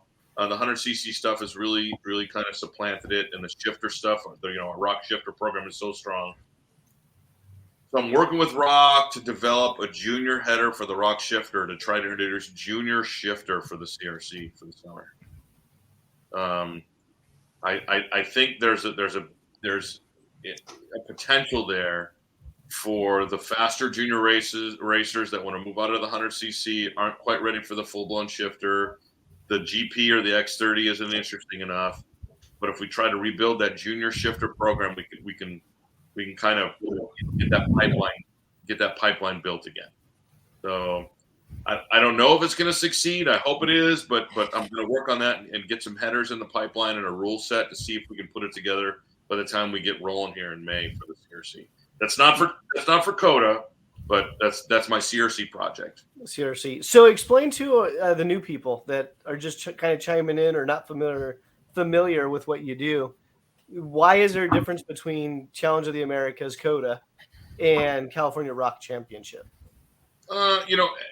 As I said 15 years ago, COTA started as a mirror program to what goes on in Florida. I mean, obviously, all the quote-unquote national programs don't start up till April or May. So there was always that nice dead spot in the winter when people used to relax. But now we got to make sure they keep racing. So, we created the program, and it was always built around, in the past, Rotax and now Rock. But it was always over by the time we got to April 1st. Prizes to the World Championships in either respect, or to now, Rock Vegas for some of our other classes. So, that's over then. And then if people want to bolt on other stuff or go race their clubs or whatever, they have time to do that. A few years ago, people asked, why don't we have any kind of better than club racing for Rock on the West Coast during the summer? So that's when I started CRC a few years ago. Did Jason go away, or did he just? Yeah, he's gonna be gone for about a minute. But how did you? So in creating these 2 series, how did you pick which tracks you wanted to go to for which one? I'm sorry, you faded on me. Which what? How did you decide which tracks to go to for like California Rock versus COTA? Oh, I got you. Well, with COTA, like I said, during the time of year, I mean, we have to be done by April 1st, right? Yeah. So we can't go to Pat's Acres. We can't go to a Grand Junction. There's only a few that we can go to, right? Which is the 4 we talked about: Tucson, Phoenix, Cal Speed, Sonoma. Right? Buttonwillow, fun to race on, but one hotel. Closest airport's 2 hours away. There's one barbecue place in a Subway that's anywhere near there. You know what I mean? It's just right. Willow's Willow. I mean, some of the other places. I mean, I had looked at a couple of years ago for CRC. I took a trip. I went up to Reno. I stopped by Prairie City as other places that we could possibly go. Well, we just kind of stayed with our traditional partners. Sonoma, as I said, has been a long-time partner. Cal Speed, long-time partner. In the summer months, sorry, Ryan Ruth, but I try to stay away from Phoenix and Tucson when it's 130 degrees. Freaking oven. Hey, you came that one year. I did. We came at night. That was post-COVID. That was right after the COVID shutdowns kind of opened up a little bit, right? And then last year, there's a track that we had forgotten about on the West Coast for so long, Pat's Acres. I mean, it's unbelievable, right? In the summer, it's 80 degrees up there. It's not 130. Yeah. Right. And the cool thing, I mean, you can camp at the track. It's light out till 9:30 at night in the summer. I mean, it's ridiculous. It's right next to the river. So I just wanted to go back to stuff like that. Once again, as I talked about the attitude or the atmosphere that the promoter or the event creates, that goes back to what I love about the sport, right? And we went to Pat's Acres, and I don't think either Ryan was there this past year. Were you guys? No. Were you? Nope. No. There were literally 30 people camping in the paddock. Like the most I had seen camp at the racetrack in years, right? I mean, because we normally get a dozen at a challenge race, right? Because people losing this whole thing right here. Ashley, you better get control of this. This is holy cow. All right. Well, we do have a question. We do have a question from Ryan Martin that just came in. Put another quarter in the meter. Let's switch Andy out. Okay, so Desmond Martin, question for Ryan Martin. How many dollars did your karting career cost your parents? So for most of you who don't know, that's my father in Canada, and I want to say we definitely hit the 6 digits, not the 7 like some people, but we spent a lot of money, but we had a lot of good times with it, and we bonded together. And I think that's the cool thing about karting is it's not like you're just dropping your kid off at baseball practice and you see him later. You spend the weekend together. Like Andy was saying in Pat's Acres there's a lot of camping. The track I go up from, same thing. You're an hour out the city. Everyone's out there camping in trailers all week. They have full RV hookups, showers, and we spent a lot of money, but we had a lot of good times together for sure. Shout out mom and dad Martin. Spending time with your kids karting, priceless. I was gonna say you were sponsored when the mom asked. Oh, he's sponsored. I'm lucky I'm sponsored now, but back then I had a job and I was racing, doing everything I could. So well, let's talk. I was going to ask you that earlier, and let's talk about that. So I put in your header earlier, factory pilot, but yes. It looks like with the comments and stuff coming in, we have a number of families or dads or asking questions and tuning in. Talk to being a factory pilot. I'll preface it by, it wasn't that you were fast as Sonoma and Ron White walked up to you and said, dude, I'm going to pay you $100,000 a year. You're going to drive my CRG. You're going to run my engines. You're going to go out there. Explain to them what the factory pilot really is from a karting standpoint. I don't think a lot of people realize, especially when you look at Europe and you see those factory drivers, a lot of those guys, and I'm in the same boat as them. Yeah, you see us racing on the weekend and we're a factory driver, but you don't see the fact that we're at the shop Monday to Friday building go-karts, unloading the trailer, cleaning go-karts, cleaning the trailer, loading it up, mounting tires, we're doing whatever needs to get done. I mean, at the end of the day, it's a big thing I've learned in the last couple of years, especially trying to raise sponsorship money, is at the end of the day, if someone like Ron is going to come to me and help me in my program, he's going to want to see some kind of return. So when you're a driver looking to get, whether it's a sponsorship from a team or a manufacturer or anything, you got to be able to go to them and be like, this is what I can do for you. So in my example, I've worked at Ron's shop now for the last couple of years. We've been there many weeks from 6 a.m. till midnight cranking out work, so then for me there I'm able to bill hours at the shop. I'm making him money, where now he can go do his thing where it's ordering parts, working on engines. And then on the track side of things too, it's awesome because it's like when I can go and if I do well or I win a race, that helps him promote the product because people want a winning product. So when people see that the product's winning, they're going to buy the product. So for me as a job as a factory driver, it's not only just to go race on the weekend and win, but it's also the rest of the other 5 or 4 or 7 days of the week at the shop putting hours in. I don't think a lot of people see that. Yeah, and I think, again, it's that clarification where, I'm going to be a sponsored driver.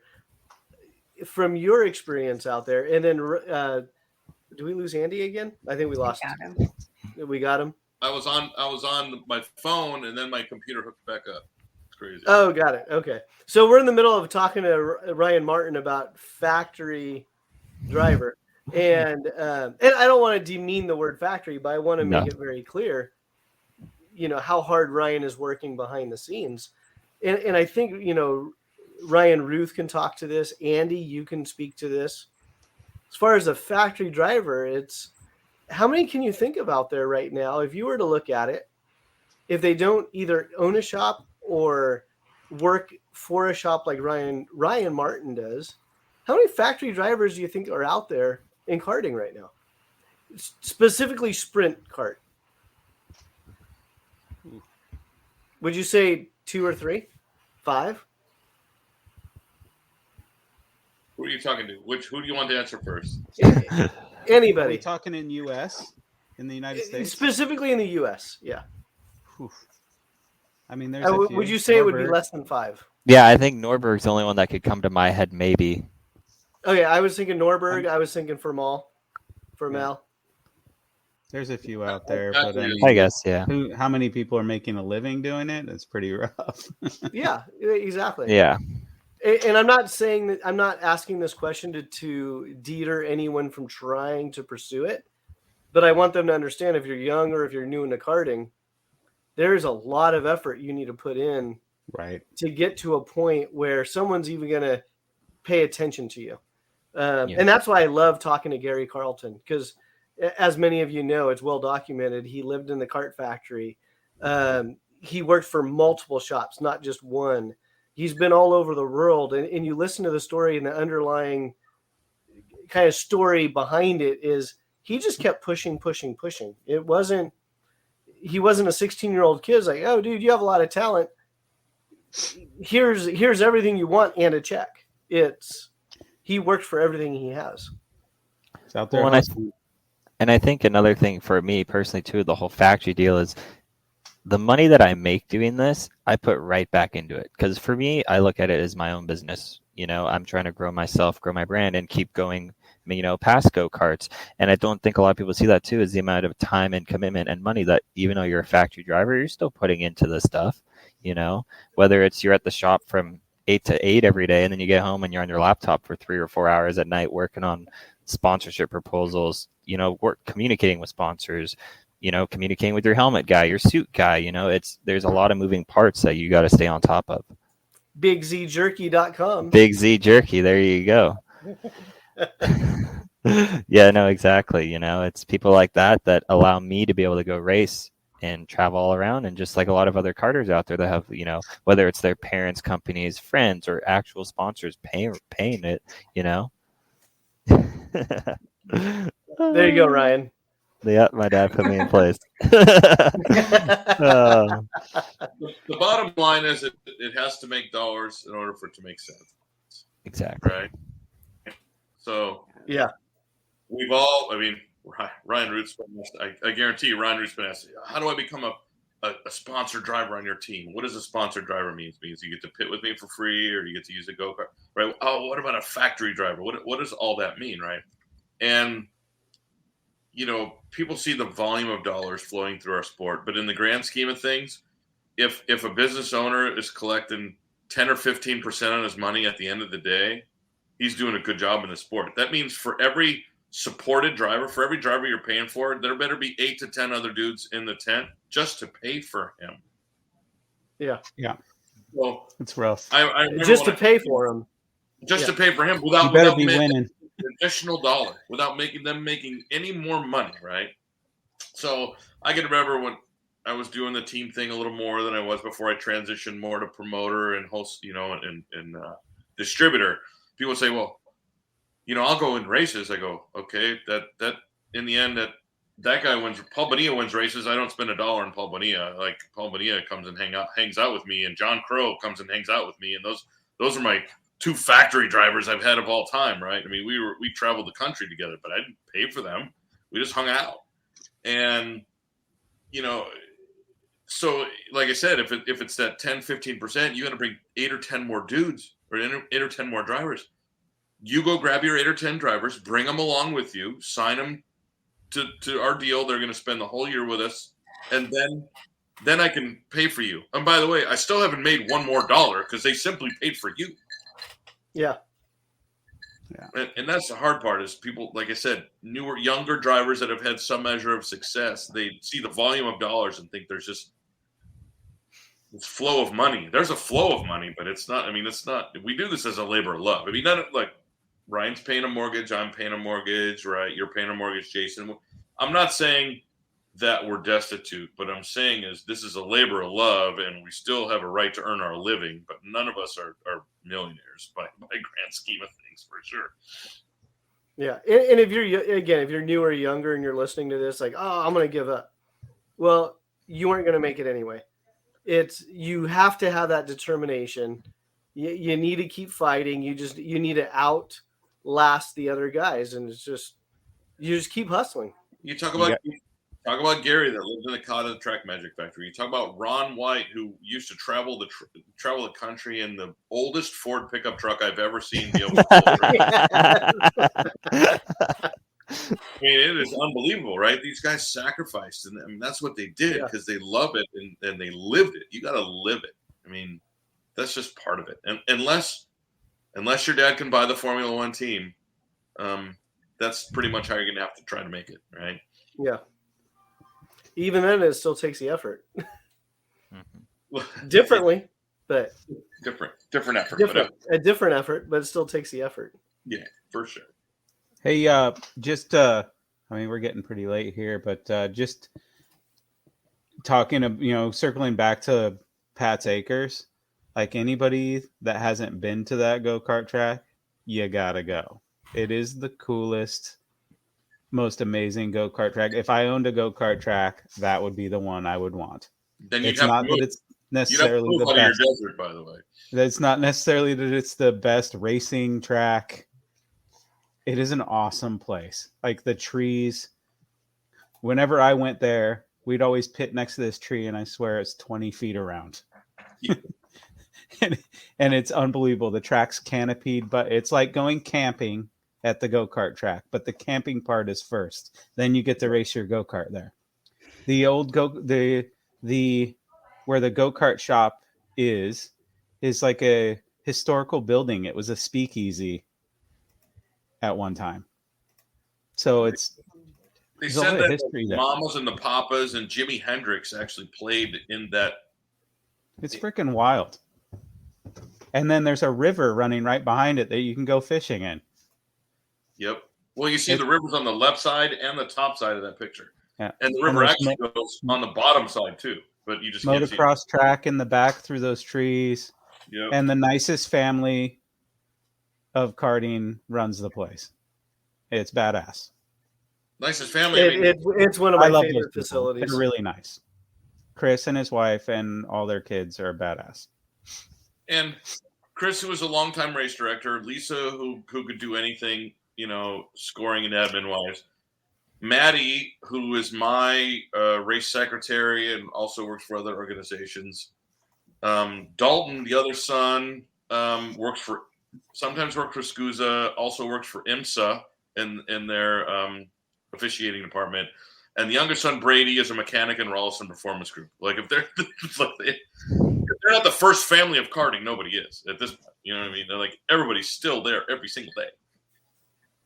Yeah, it's just the track is so cool, and then driving the track too. You have the banks, you have leaning into the corners, and you're going through the trees. From a driving standpoint, it's almost like your own mini roller coaster. Yeah, it's incredible. It's incredible. I mean, that's why I want to continue to go up there. I mean, we need to, as I said earlier in the show, if we don't continue to support these tracks, they're either going to go away or they're going to cease to be tracks that are at our disposal. It will become a full-time concession and drift track.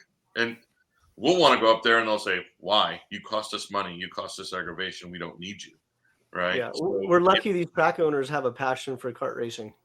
Oh, for sure. Because dollar and cents wise, they would go, well, I guarantee what we pay for rent up there, which is a 5-figure number. But when you come in there for 3 days and you pay, 5 figures to rent the track, it's still less than they're making to run concession carts around there at $40 a pop over and over and over for 9 hours a day. Yeah. That they're literally putting, he goes and gets fuel. He's not paying $4 a gallon for fuel. He has some special fuel contract as a farmer for, $2 a gallon. He just has to pay the tax, right? So he's pumping $2 a gallon fuel in on Briggs and Stratton, 7 horsepower engines and just running them all day long. It's amazing. Yeah. Anyone else have anything to add to tonight's show?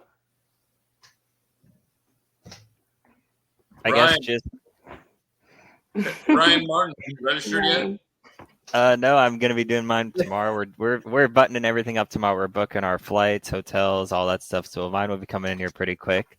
I guess just we're excited to be going there. We got drivers coming, we got new go-karts, new brake systems, new bodywork, and we're excited to go test and see how we do and have some fun and see the awesome crew that they have every year. That's the one thing I love about Andy Seesemann. It's the same crew every year, and they're the best crew, I think, in any industry in the world. So I can't wait to meet them and go have a good time. You even surprised Andy with that one. He's like, no, that's going to cost a lot of money. He just says that because when he stops by my pit, Eric makes him a cocktail. That's right. That was that. So Andy, talk about that. I was kind of newer to your series past couple years. What's the rule at the trailer? You have a rule, trailer a contribution. So those of you that know, my trailer almost has a full bar in it. The rule is you can come, anybody's welcome. You can come get a drink once, you're welcome to. You can come get a drink twice, you're welcome to. You come a third time, you better bring a bottle and throw it up there. And I'm not Plastic saying it has bottle, to be a right? bottle of. No. We don't do mouthwash plastic bottles of Smirnoff vodka. No, we don't do that. But just put a bottle up there for it's a community place. It's a you can call it marketing, you can call it fellowship, you can call it whatever you want. But I like it because it makes my pit the fun pit at the end of the day where people come and just relax. When mechanics, everybody just left. Oh, you there? When mechanics are sick of their drivers and want to come just hang out away from everybody, they do. When team managers are sick of mom and dads and they want to come out, they do. When my race staff are frazzled from being on the track for 13 hours and they just want to grab a cocktail or a beer and chill out, they do. We got the music playing. I mean, Ryan and Ryan have both been to it many, many times, and so have you, Jason. You're sort of getting in the club, but the third time, just throw a bottle in there, and you're always welcome. That's how it works. That's how it works. Perfect. All right, final thoughts. I told you she's going to hit the end button. Well, she's got a kid to go. She's got a 2-year-old there. So. Yeah. Well, and she's trying to keep our show with a timeline, and so people know what to expect from show to show. So Right. Let's see. This was the 2-hour Andy exclusive. Yeah. And I want 2 more hours.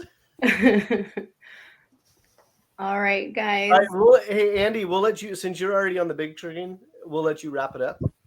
And then what we'll do is when I drop you off, you're not kicked out of the broadcast. You're just off the screen. So stay on until we actually end it.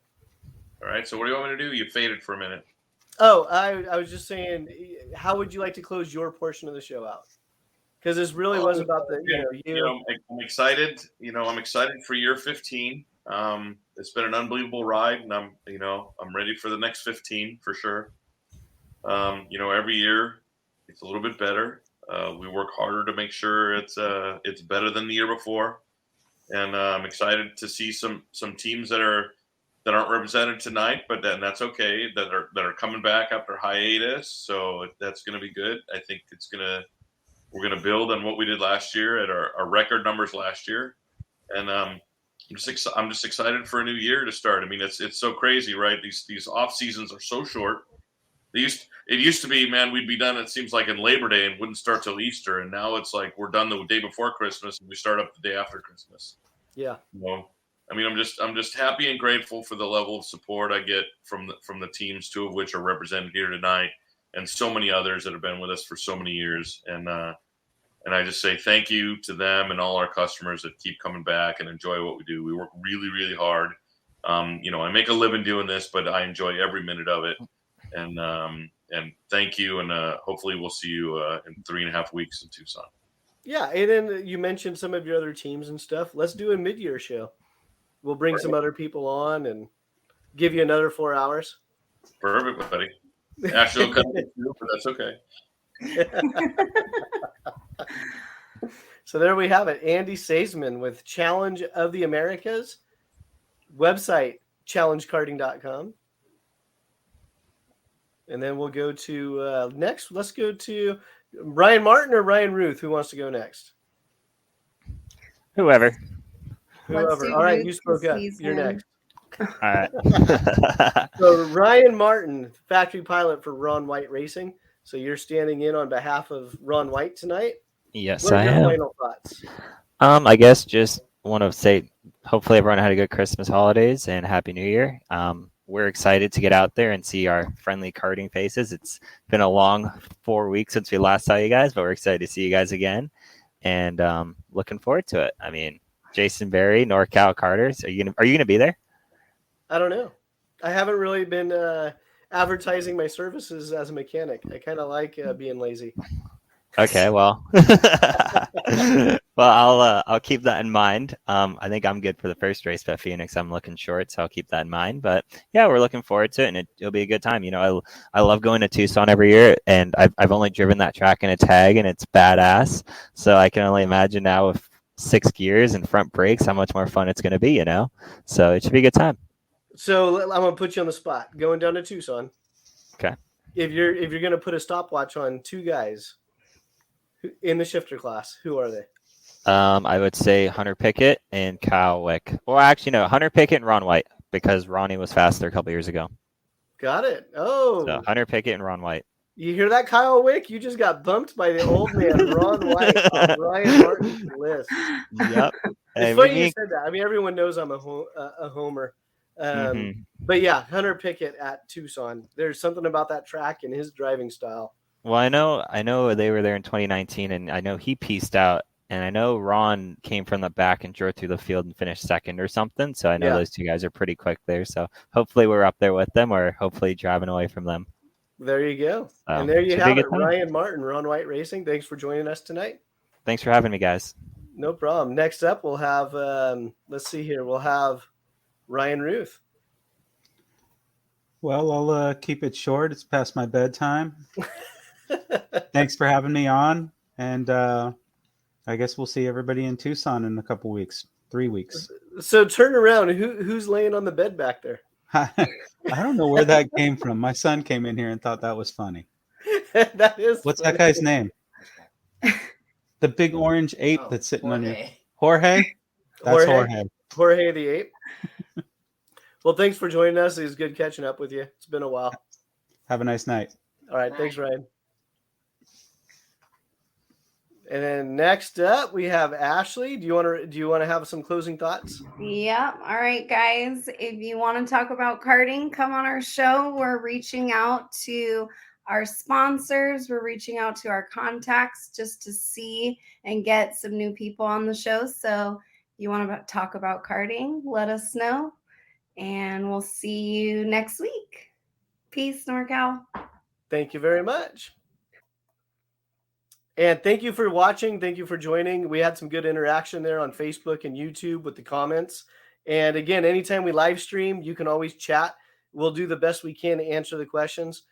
Some of them we don't have the inside knowledge on, but other times we're going to have fun with it. So thank you for joining, and tune in next week. So we're going to try to do these once a week. And thank you again to our guest, Andy Seesemann, challengekarting.com, Ryan Ruth from Ruthless Karting, and Ryan Martin from Ron White Racing. Thank you again. And just remember, if everybody just gets one person in the sport next year, just one, will double. Have a great night.